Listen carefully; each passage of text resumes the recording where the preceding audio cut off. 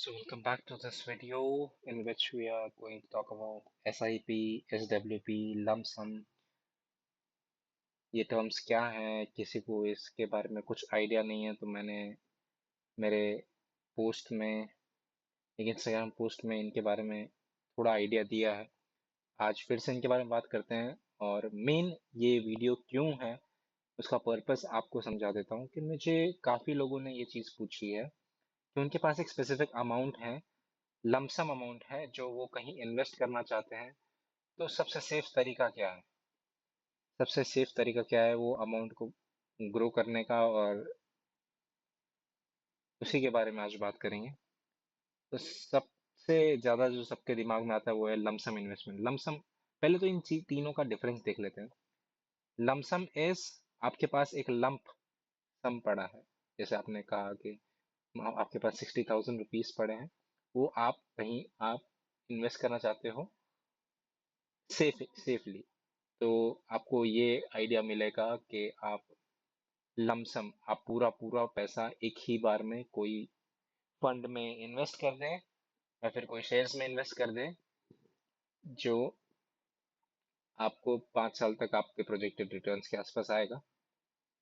SIP is systematic investment plan, जिसमें आप हर महीने या हर वीक या हर 2 वीक में आप एक स्पेसिफिक अमाउंट, जैसे 60,000 है तो 1,000 रुपए के 60 इन्वेस्टमेंट्स आप कर रहे हैं मार्केट में या फिर कोई फंड में। And coming to SWP, it is systematic withdrawal plan.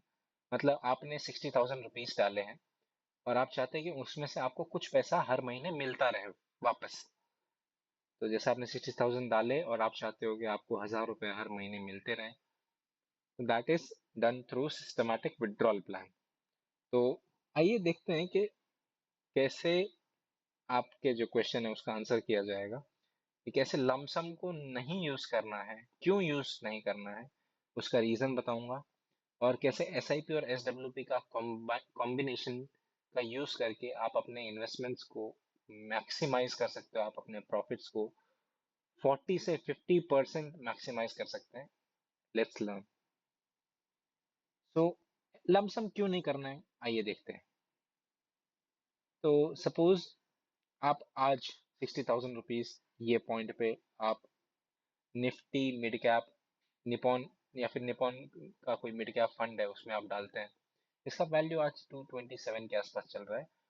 और कल को कोई क्रैश आ जाए, जैसे यहाँ आया था, जैसे यहाँ थोड़ा आया था, मार्केट करेक्ट हो जाए, तो आपके पास आपका पैसा आपको जो ओरिजिनल वैल्यू थी वो नहीं मिलेगा। जैसे अगर यहाँ देखें तो यहाँ 235 से 181, मतलब ऑलमोस्ट 25% जितना करेक्शन। ये मतलब आपने 60,000 डाले और आपको पता चलेगा आप 6 महीने साल भर तक आपका पैसा बढ़ने से ज्यादा कम होते जा रहा है, वो 50,000 40,000 हो चुका है। इसका कोई मतलब नहीं है। इन्वेस्टमेंट का मतलब ये होता है कि आपने कहीं पैसे इन्वेस्ट किए हैं जो आपको जब चाहिए तब आप निकाल सको, और आपका पैसा ऑलमोस्ट नियर टू आपको फेयर वैल्यू मिले, अगर शॉर्ट टर्म में आपने विड्रॉ किया तो कोई इमरजेंसी में, या फिर लॉन्ग टर्म में आपको एक बढ़िया सा रिटर्न बना के दे। सो कमिंग बैक, आप लमसम कोई इक्विटी फंड में इसलिए इन्वेस्ट नहीं करेंगे, क्यों? क्योंकि इक्विटी फंड में सबसे ज्यादा रिस्क होता है, सबसे ज्यादा रिस्क इन्वॉल्व है। Lump sum is only invested in date funds या फिर लिक्विड फंड्स, जो स्टेबल फंड्स होते हैं, जिनका रिटर्न स्टेबल होता है, कम होता है लेकिन स्टेबल होता है। FD जैसा 8% के आसपास रिटर्न देगा आपको। Debt fund also gives you returns around 7 to 8%। तो डेट फंड्स में इन्वेस्टमेंट किया जाता है लमसम का, तो वो तो आप करने से रहे क्योंकि आपको प्रॉफिट ज्यादा चाहिए। तो आप कोई SIP सोचोगे कि चलो हम SIP करते हैं 1,000 रुपीज की 60 इक्वेटेड मंथली इंस्टॉलमेंट। आप 60,000 को ऐसे इन्वेस्ट कर रहे हो। तो हम यहाँ आते हैं। अभी इसको हाइड कर देते हैं क्योंकि ये बाद का है। तो आपने 60 इंस्टॉलमेंट्स भरी, जिसमें आपके पास फाइनल वैल्यू, अगर आप 15% रिटर्न देख रहे हो तो फाइनल वैल्यू आपके पास 90,000 रुपीज के आसपास हो रही है। आपने 60 SIP भरी तब 90,000 रुपीज के आसपास आपका वैल्यू होगा। मतलब आपका इन्वेस्टमेंट ऑलमोस्ट 50% ग्रो हुआ 5 साल में। अब मैं जो बता रहा हूँ SIP और SWP का मिक्स करके आप कैसे इससे ज्यादा रिटर्न्स बना सकते हैं। तो first of all we will invest 60,000 rupee lump sum in a debt fund. जो हमें बुक्स बोलती है, जो हमें एक्सपीरियंस बोलता है कि हमें लमसम कहाँ डालना है, डेट फंड में डालना है। तो हम डेट फंड में 60,000 रुपीज इन्वेस्ट करते हैं, जहां मुझे ऑलमोस्ट मैं 8.5% मार्केट रिटर्न देता है, लेकिन मैं एग्रीगेट 7% रिटर्न अभी मान रहा हूँ। तो मैं 60,000 रुपीज लमसम डाल के मैं चालू करता हूँ, और उसमें से 1,000 रुपीज का SWP systematic withdrawal plan initiate करता हूँ हर महीने। तो ये पैसा मेरा कब खत्म होगा वो देखते हैं। मैंने 1,000 रुपीज का SWP किया, 60,000 रुपीज लमसम एक डेट फंड में डाल के, जिसमें सबसे स्टेबल रिटर्न्स मिलते हैं मुझे। तो ये मेरे कितने मंथ चलेंगे? This will extend to 74 months. 74 months तक मैं 1,000 रुपीज इसमें से विड्रॉ कर सकता हूँ। मतलब क्लोज टू 74,000 रुपीज में 5 साल में विड्रॉ कर, 5 क्या ज्यादा साल में विड्रॉ कर सकता हूँ। करना यह है, coming back to the fund.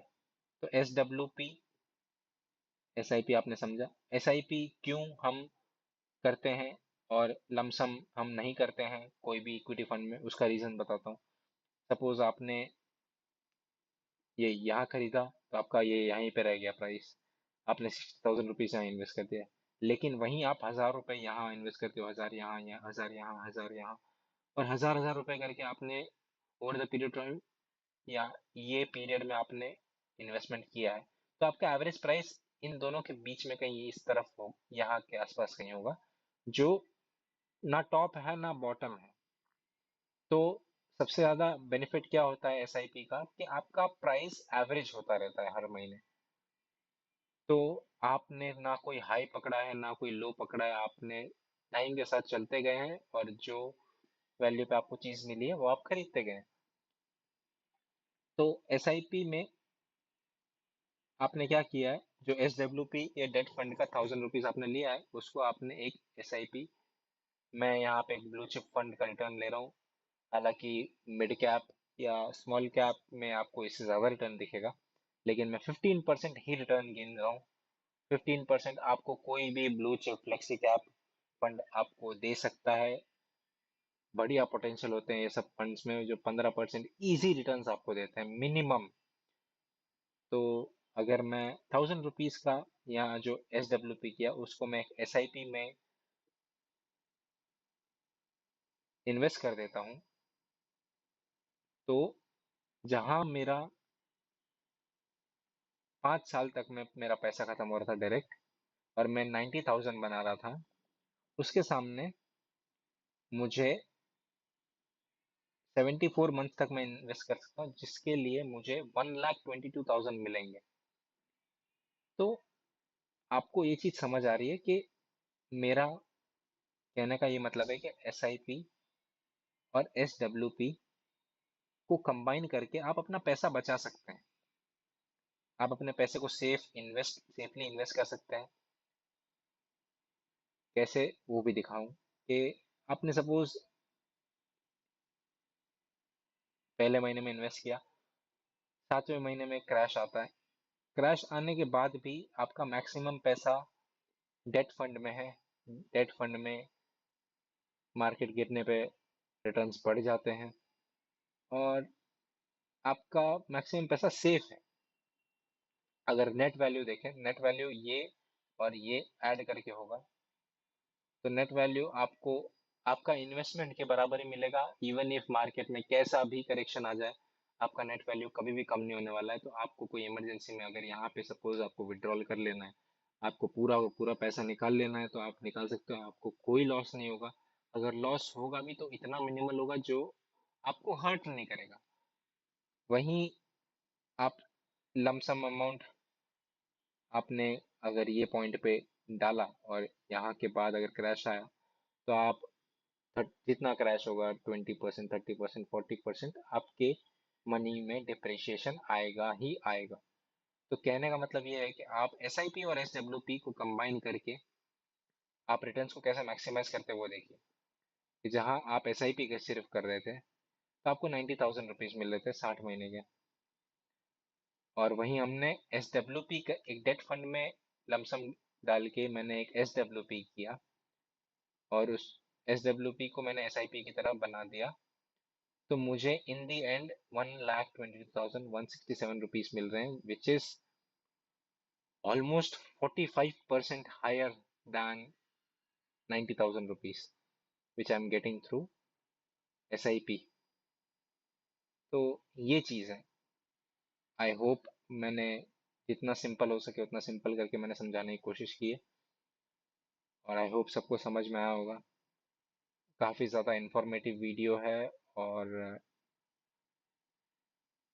This is how you make money through compounding. तो आपको अगर कोई पार्ट इसमें नहीं समझ आया हो तो आप जो मुझे पर्सनली जानते हो मुझे कांटेक्ट कर सकते हैं, और ऐसे ही बढ़िया जानकारी के लिए मनी माइंडसेट को इंस्टाग्राम और यूट्यूब पे फॉलो भी कर सकते हैं। तो thank you so much. Bye.